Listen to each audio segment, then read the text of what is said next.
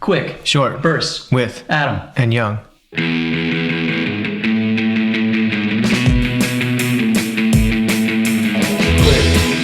short, bursts. With Adam and Young. Quick, short, bursts. With Young and Adam. Quick, short, bursts.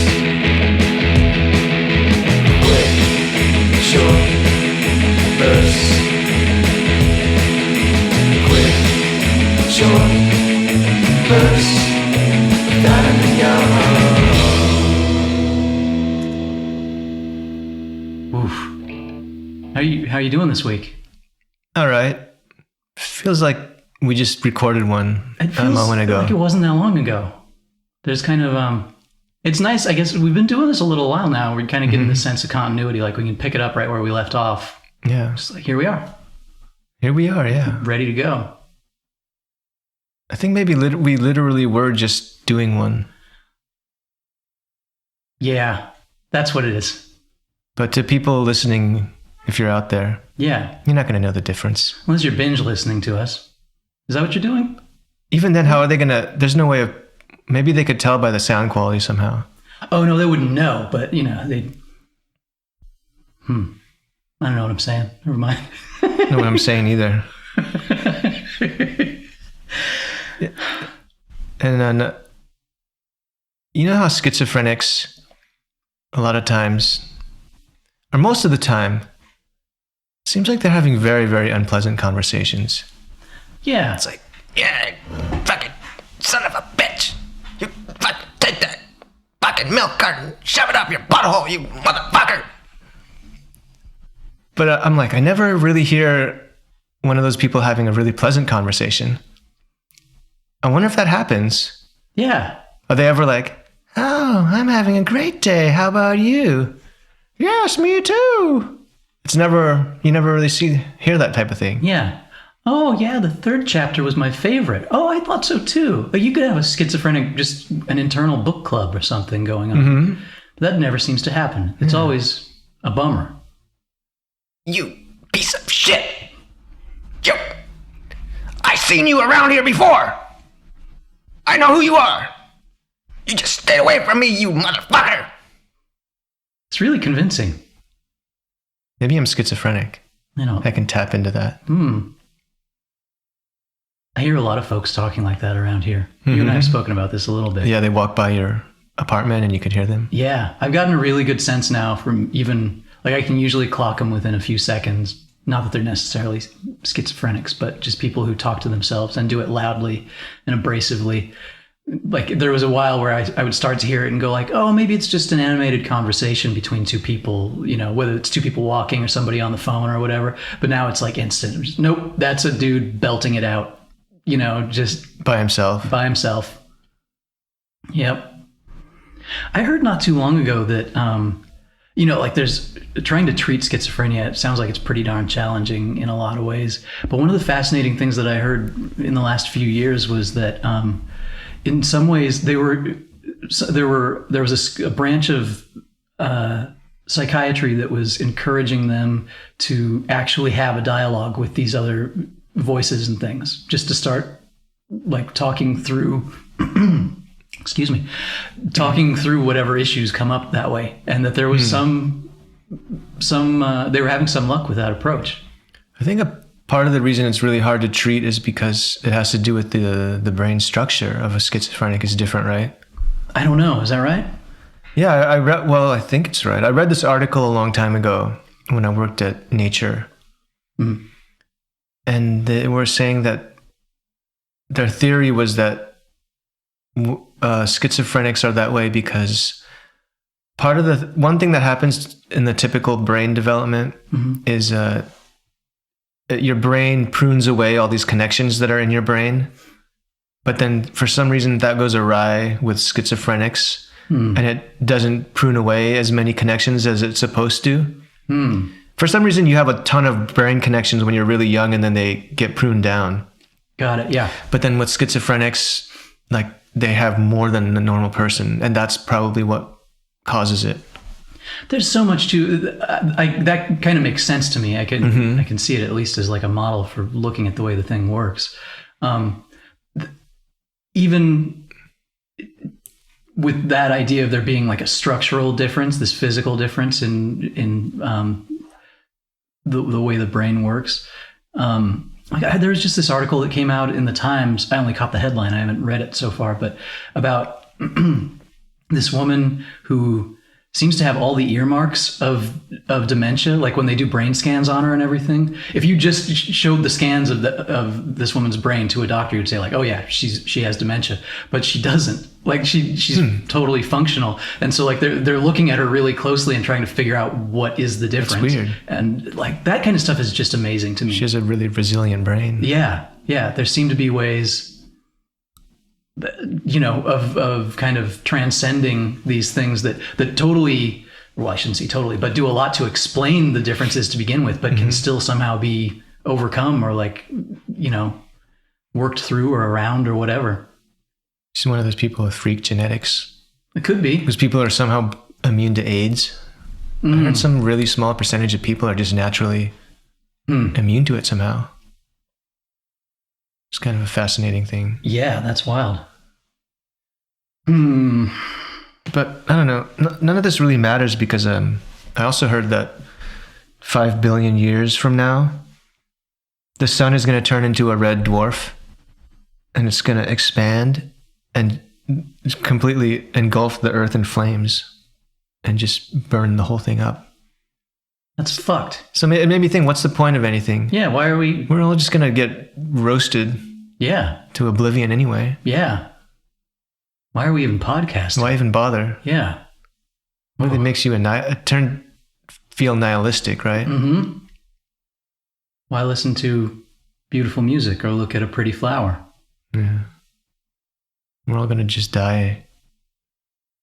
And even if you have children who are still alive 5 billion years from now, they're just going to get fucking roasted to a cinder. Yeah. They're going to have a lot of back problems by then, probably. So it'd be kind of a mercy killing. Maybe humanity will figure out a way to get off this planet. Yeah. And away from the sun. Or maybe Elon Musk will figure it out. Maybe. What do you think of Teslas? The cars? I'm conflicted. I think they seem to work really well. I think I'm impressed by, of course, the green implications of having this power source that's based on a renewable resource, and there's something really pretty awesome about a car that's totally silent. They can just, and yet can totally pin you to your seat if you need to go fast or whatever. And they handle well. They're slick. There's a certain minimalism to a lot of the styling. But I think, now I put on my designer's hat to talk about this kind of stuff, I think they totally dropped the ball as far as the way the main, when you see one, when you first encounter one, it looks like a fairly mediocre automobile. Yeah, I was looking at one the other day on the freeway, and there was a black Toyota sedan of some sort right by it, and I was like amazed at how similar they looked. Yeah. And I was like, come on, Tesla. Yeah. Design that shit. Yeah. And when you think, the way that a gas-powered car is designed and the general shape of it at this point has been an evolution over time based on certain design constraints. And of course, it's things like needing 4 wheels, one at each corner. But, you have a hood out front because you have a motor under that hood, generally. Maybe the motor's somewhere else. But, that's why the front sticks out the way it does. They ended up having a trunk in the back because that might have even been an aesthetic choice too, to have a bump in the back that matches the front. But anyway, things kind of grew up. They started with a certain amount of like physical constraints, and they went, okay, how do we make this palatable? Something that you want to see. A Tesla doesn't have a motor in the front. The motors are down by the wheels. The front, what appears to be a hood is really a trunk, or they call it a frunk. So that means that whole mass could go away. Like the way the thing could look could actually convey the fact that it's a different thing. Like a futuristic car. Yeah, it could, and that opens up, usually people in my line of work are really excited about that sort of thing and see it as an opportunity to distinguish the thing and let the way it's shaped communicate something about what it is. And this just seems like a total punt, design-wise. It's a really missed opportunity there. Yeah, hopefully down the road we'll see something cooler. Yeah, I hope so. There again, it's usually a bad sign. This, like, they're into it now, and there's already kind of momentum about the kind of design language that they have. A lot of times, what's the most encouraging is to see a new company come out just right out of the gate, and they're like, "This is what it is. It's totally different. Yeah, this is, you have to deal with it." Like, it's rare to see somebody change course, to see a company kind of change course and go like, "Oh, now we've decided to get more bold and more kind of interested in shaking things up." Yeah. I think you even remarked once that Teslas have sort of this faux grill that's totally unnecessary because it's not a combustion engine. Right. They have this, the Model S does that, where there's an oval at the front that you might from a distance think is actually a grill because it's black, but when you get closer, it turns out it's, no matter what the rest of the body color is, this thing is a panel that is black, and they put it there as this concession. Again, this thing that's not at all necessary, but they felt like compositionally maybe it didn't look enough like a car, and so they put this thing on.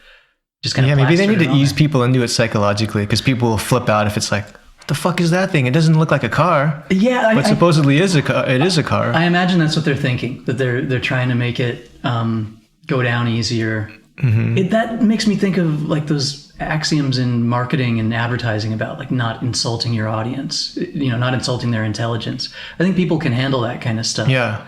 And I generally, I think that kind of, it's pandering in a way, and it kind of comes back to bite you in the ass, I think. It's weird how something like Tesla exists, and then yet you also have just these gigantic gas guzzling trucks. Yeah. They're like glamour trucks, basically. I haven't heard that term, but yeah. It looks like they're never used for any kind of actual construction or hauling very clean. dirt or anything. They're super clean. Yeah. And it looks like a car that some tough guy would buy. But it's so fancy and clean. It's just this pristine, gigantic truck. And you're like, why the fuck are you driving that thing? Do you actually use it for what it's intended to be used for? Yeah. It seems like a lot of times people who drive those things also love stomping on the gas and just, making them be super making loud. their engine, vroom. Yeah. Yeah, and when you think of that against a Tesla or any of the electric cars, like the idea, they can do all that stuff. It's just totally non-showy. Like the showiness has been a part of car culture for a very long time. And that's another thing that's just kind of in the legacy that needs to be, I think, just sort of choked out. Like that. It's just, this is another thing I hear along here. There are quite a few bars and stuff along here. And on Friday and Saturday nights, there are a lot of folks who drive up in really fancy cars, and they love gunning the motors and having, like, they'll just drive around the block repeatedly. They do all this stuff. And I just think about, like, I get it as this sort of display. It's usually a male thing, it's like trying to be macho and show that you have this powerful thing, and that power somehow extends to you, and I get it. It's also you're flushing dinosaur bones down the toilet, and we don't have that many of those left. So, like, is it I have the worth same it? thing in my neighborhood. In the International District. I think they tend to be Asian cars. Like smaller ones, maybe they're built for speed. I don't know. I don't know shit about cars. But they do things to make them louder, it seems like. Yeah. So as they drive around the block, it's making all these crazy sounds. Yeah. Really obnoxious sounds. Yeah. And sometimes they even set off car alarms. Yep. Because they're That causing all happens this here. vibration. And I'm like, I'm like, why would you do that? Do you think that's cool? I'm like, is that supposed to be impressive? Or am I supposed to go run to the window and think, wow, I know. this asshole is driving around a really loud car. That's so cool, dude. I don't think I've ever thought that even once. No. if I'm on the street and somebody drives by like that, I do my very best to just act like they're not there at all, because I feel like it's a really desperate cry for attention. Yeah. But I usually, one of my first thoughts when I see that kind of thing or hear that kind of thing now is, how long is it going to take for that person to stop doing that and sort of look back on that period and go like, oh man, I was just a total dick when I was that age. And some of them might never do that. I think some people never. I think some people reach a point of development in their lives that they never go beyond. And they go, I'm good. That's why you run into middle-aged dudes who are just complete fucking shitheads. Yeah. Or even older, like old people. Oh, even. sure. Yeah. Yeah. Respect your elders, except for those fucking people, you know? Mm-hmm. And then sometimes it takes a while to weed them out. Yeah. There should be a good questionnaire, like kind of like on Blade Runner, they have the Voight-Kampff test to figure out who's an android and who's a human, you know? I feel like you could probably work up like a 5 to 10 question little sheet and to sort out who's still basically a teenage dick at 45. Yeah, could even crowdsource it or somehow have a computer figure it out. Yeah. To where you could even ask just one question and figure it out somehow. Just one brilliantly worded and designed question. Yeah. What would it be about? It might be something about like food preferences. I don't know. I think you're right, though. We could probably distill this down. Shorter the quicker the better. Yeah. 5 questions might be too much for some of these people. Yeah. Well, and that's information too. You know, maybe you tell them like, hey, this is it's going to be 12 questions, and or you ask 2, and then you say it's okay. We just got 10 more to go. And if they turn into dicks right then, then you know. Then you know, yeah. Yeah. Then you don't even have to ask the rest of the questions. Yeah. Then you're done. Speaking a little still of marketing, we're only 1 or 2 degrees away from that. I was reminded of this recently. I'm shopping for a new computer pretty soon here, and I was looking at MacBook Pros at the Apple site, and they still do that thing where everything is $1 less than the real price that you ever actually think of it as, you know? Oh God, yeah. $23.99, $25.99, whatever. And when I was looking at it this time, it made me think of, I want to see like the really official boardroom meeting where everybody's in there dressed super professionally. They're sitting around and going, okay, well, here's the new lineup. You know, these are the price points we're thinking of. It's going to be, you know, $2,400, $2,600, and one asshole raises his hand and he's like, yeah, Jerry. Yeah. I was thinking, you know, maybe we could do that thing where you just lower it by $1. Cause then, you know, they see it like it's $2,400, $2,399. Well, you know, now you're thinking it's in the 2,300s, and they're like, there's some kind of a perceptual thing about that. Maybe like you're more likely to do that. Like you're going to buy it. And it's like a psychological trick. Yeah. Like, is there really any science behind that? I think there is probably. I just really have a hard time believing it. It's been going on forever. Everything's always been 99 cents or $1.99 or $2.99. It's so stupid. Like, it's just every time I see one of those, I go, right, 99 cents. Okay, $1. There's no, you know, of course it's anecdotal based on. I just have a hard time believing that it's influenced the way I buy anything at all. And it's so stupid and kludgy and like transparently trying to make you think it's less than it is. Yeah. It just seems stupid. Like I pictured, you know, they always have those really high design product introduction videos and stuff where you know, there's the British accent and everything, and then there's, you know, it's the elegantly tapered case materials, the aluminium at the edge, the taper, the slick shadow lines. $2,399. Like, it's so, especially for a company like that where everything is slick and clean, they're like adding all this bullshit. Yeah. It's $2,400. You know, that's probably like £3 sterling, by the way. But like, whatever, just stop it. It's stupid. Well, what's the deal though when something is like $2.95? What does that do? Have you ever noticed that? It's not always 99. Sometimes it's 95 and you're like, why? Yeah. There again. Okay, so you already have the two schools, like people saying like, just leave it at the zeros. And go, oh no, the last should be it should be 99. And then there's probably some sub-faction of those idiots that goes, oh, you know what's even better than a 99? It's a 95. That's really, we did our market research. We had a tank full of goons buying things or trying to, and they love the 95. That was the one. Maybe it's all the people who are like, 99, oh, you're not going to fool me with that, buddy. I know what that price really is. And then they see 95 and they're like, oh wow. I'm going to get this. Honey, did you see this? Let's buy 3 of these. It's $2.95. Wow. And the guys behind the two-way mirrors are just patting themselves on the back and marking all their clipboards. Good job, buddy. Mm-hmm. We are earning our keep here. We're going to circle jerk to this tonight. I'll see you at the party. Yeah. It's like a Kubrick movie. Mm-hmm. Yeah. I just don't believe it. Even the circle jerk part. Yeah. I could see that in an outtake for Clockwork Orange or something. Or probably. Eyes Wide Shut. Yeah. Oh, there you go. That would be more on the nose. You know what I thought would be cool? You know how you hear sometimes about dudes just wanking it in public? They just get off on this. Yeah. That used to happen in New York sometimes. People would... Really? I would always hear stories about it, but unfortunately... Well, maybe fortunately, I was like, I always want to see this happen, but I never got to see it. A dude jerking off on the train. Seeing a unicorn or something. Yeah. Everyone's got a story about that. And I was like, I don't have that story. Mm-hmm. Some guy jerking off on the train, right? Right. I was like, how come you never hear about a woman doing that? Yeah. That'd be kind of cool if you got on the train and some woman was just fucking going to town on her clit. Yeah. Like, oh yeah. That doesn't happen, does it? No. Why not? It's a really good question. There's a whole different attitude toward sexuality. It's like I don't know. I do think a lot of times with guys, the first impulse is like, oh, this is something I have to put out there. Mm-hmm. You know, it's this whole, I have to broadcast my virility or whatever. I gotta display it. Yeah.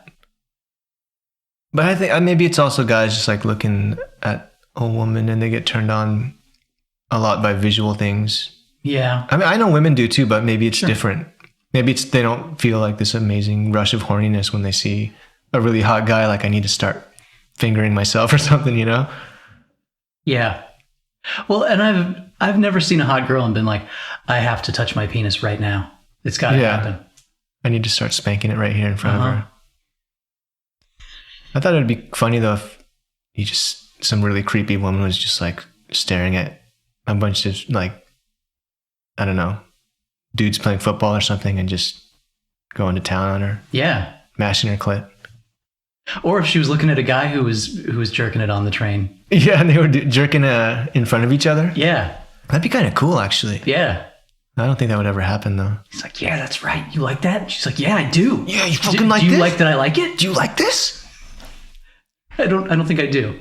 I'm about to come over here. Me too. Samesies. I'm coming right now. I'm coming too. And then when they're done, they just put their clothes back on or zip their pants back up and it's like nothing happened. And they go and get off the train. Go and get donuts. I mean, that's a cute meeting story right there. Mm-hmm. Yeah, unfortunately, I don't have the seeing a dude wanking it in public story. Mm-hmm. But I did once see in Union Square Station, this guy was walking up the stairs, and this person was behind him walking up the stairs and had his face right up to the dude's butt in front of him and was like sniffing it or something. I was like, what the fuck is going on here? Like they were both walking up the stairs and he was just keeping time. And the one behind him was just like putting his nose like right into the guy's butt and like sniffing it. Huh. I was like, dude, what the fuck is that? I've never heard of anything like that. Yeah. It was really weird. A subway stair sniffer. Butt sniffer. Yeah. The butt sniffer. What you doing sniffing butts? I like stair sniffer as part of the name though, because I think that helps get the word out. You know, mm-hmm. I could see that being something that the police put out there. Like watch yourself on those stairs. The stair rear sniffers. Yeah. Wear a backpack and wear it low. It's like they had to tell women to be careful, watch out for the upskirt dudes. Oh, right. Who would take photos up women's skirts. Mm-hmm. Same deal. Yeah. Watch out, guys. There's this new thing happening where people stick their nose right in your butt and sniff it as you're walking upstairs. He has a type. He likes guys with healthy glutes. You know, if you got something back there, just watch out. I wonder if I should have said something to the guy whose butt was getting sniffed. Yeah. Or if he would rather just not have that information. That's a tough call to make, especially in the moment. I assume you kept it completely to yourself. I did. Yeah. That's what I would have done. Yeah, a lot of things like that happen in New York where you're just like, yeah, fuck it. Yeah. I'm not gonna do anything. I could see getting to the point where you see it and you're just like, okay. Fuck it. Yeah, this is something that happens. Yeah, weird shit like this happens all the time. Maybe, what if it was premeditated and they actually knew each other and this was something they like to do? They go out together, one goes in front of the other, and they're like, maybe that's part of the theater of it. Or maybe it was one of those candid camera type shows. Well, that could where they be like to too. see You who's might the have good been- Samaritan. Yeah, it was all about you. Yeah, they filmed me and they're like, that guy didn't care. But this good citizen informed the man that his butt had been getting sniffed by another dude. Mm-hmm. That is a wild story. Yeah, it's kind of wild. Is that weird that I'm sad that I never saw a dude spanking it on the train? I think I get where you're coming from. Mm-hmm. Yeah. I think the sadness you have now about it would quickly turn to regret over that sadness if you ever actually saw it. That's true. I did see quite a few articles where it showed a picture, because these days everyone's got a phone. Right. So I got pretty close to that type of thing just through the media, but not personally. You did good, you know. Not firsthand, but close. Yeah. Well, what can you do? You can't experience everything in life. No. Even though we'd all like to. So, Well, except for maybe like killing people. Yeah. Or raping people or Yeah, there's plenty of stuff. Yeah. Or I don't know. All right, not doing. abusing animals or something. Yeah. Yeah, all that would be bad. I'm against that. I was thinking of there's certain words that only go with other words, and they seem super specific and kind of archaic. Like the phrase gnashing of teeth. Mm-hmm. Like you're gnashing. You could almost just say, oh yeah, there was gnashing, because you know what was being gnashed. It's never gnashing of fingernails or something. I was gnashing my glutes. Yeah. It's just over. There was much gnashing of glutes over that one. The pants came down. Yeah. Yeah. I don't even know exactly. It makes me think of that sound being made. Essentially like someone baring their teeth and it's like gnash, gnash. Gnashing, yeah. Yeah. And it doesn't seem like. You could describe someone like he was really gnashing his teeth about that. Mm-hmm. I don't know if I've really seen someone do that. It seems like something from back when we were, maybe a little closer to being feral or something. I think it's a really dramatic description. Yeah. That you'd see in a book. Like you'd say someone was bristling about something, and you rarely see that either. That makes me think of just a brush. Every time I hear someone bristling, I think of that, like maybe their entire front body just covered in bristles, and it just goes, and they're not happy about it. The guy was over there gnashing his buttocks. Something must be up, because he was really gnashing his buttocks over there. He gnashed him, and then he regained composure, and he tucked him away again. But I could tell he was pissed. How would you be able to tell if someone's buttocks were gnashing? I think once you're within about 5 feet, you actually could hear it. You could tell. Oh, you could hear it? Yeah. Oh, so it's an audio thing. I think so. Oral thing. It seems like onomatopoeia to me. So you wouldn't be able to see it happening? Well, I mean, if he was wearing a long coat or something, no. Well, what about these days people like to wear tight workout pants? Oh, I think you could totally see it then. I think that would leave no gnashing to the imagination. The very obvious gnashing of glutes going on there. Yeah. I think it would be, what it might be, like a clench and then like independently moving them. Yeah, that's what I was picturing too. The cheeks moving up and down. Yeah. Oh man. That'd be a sight to see. Oof. There's another one to put on your bucket list. Just You got to get on more public transportation. You might see Yeah. some asses getting gnashed. It's another thing I regret never having seen. Seems like everyone's got a butt gnashing story except for me. I'm frankly sick of hearing them. Yeah. You keep those stories to yourself. Mm-hmm. It's starting to sound like bragging at this point. Every time I hear a new one, I just ache Sons of bitches. for the gnashing stories that could have been. The butt cheeks that could have been gnashed in my sight. Mm-hmm. Like, and people might even be doing it right in front of you, but you don't always know. Do you think it makes you more complete of a person if you've experienced something like that? Like you saw someone jerking off on the train, or you saw someone gnashing their buttocks? Is it not too, you haven't lived a full life until you've seen that kind of stuff? That's a tough one. Like, I think generally experience leads to growth of some kind if you're sort of hooked into what's happening when it is. Okay. Well, nice talking to you. Sign off. Yeah. Yeah. See you guys later. Bye.